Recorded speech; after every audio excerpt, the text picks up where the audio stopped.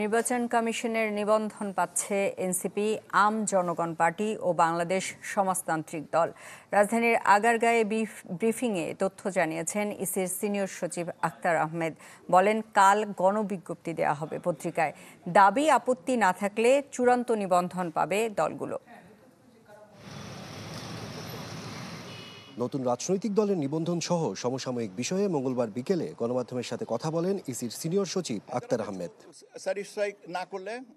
জানান, নিবন্ধনের জন্য মোট 143টি আবেদন জমা পড়ে, যেখান থেকে জাতীয় নাগরিক পার্টি, সমাজতান্ত্রিক দল ও আম জনগণ পার্টিকে নিবন্ধন দেওয়ার সিদ্ধান্ত নিয়েছে কমিশন। আমরা 3টা দলের কাগজপত্র সঠিকতা পেয়েছি এবং সেই 3টা দল হচ্ছে বাংলাদেশ সমাজতান্ত্রিক দল মার্ক্সবাদী, বাংলাদেশ আম জনগণ পার্টি এবং জাতীয় নাগরিক পার্টি এনসিপি।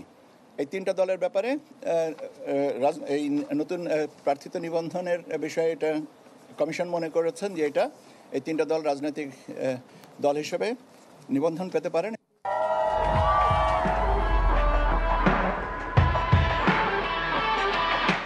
ইসি সচিব জানান, বুধবার দাবি আপত্তি চেয়ে গণবিজ্ঞপ্তি জারি করা হবে। এরপর দাবি আপত্তি আসলে তা নিষ্পত্তি করে প্রদান করা হবে চূড়ান্ত নিবন্ধন। এছাড়া আরপিও সংশোধন নিয়ে কমিশন আগের অবস্থানে আছে বলেও মন্তব্য করেন তিনি। ইলেকশন কমিশনের অবস্থান তো আরপিও নিয়ে তো আমরা পরবর্তী পর্যায়ের যে কাজগুলো বাকি আছে আমরা সেগুলো নিয়ে করব।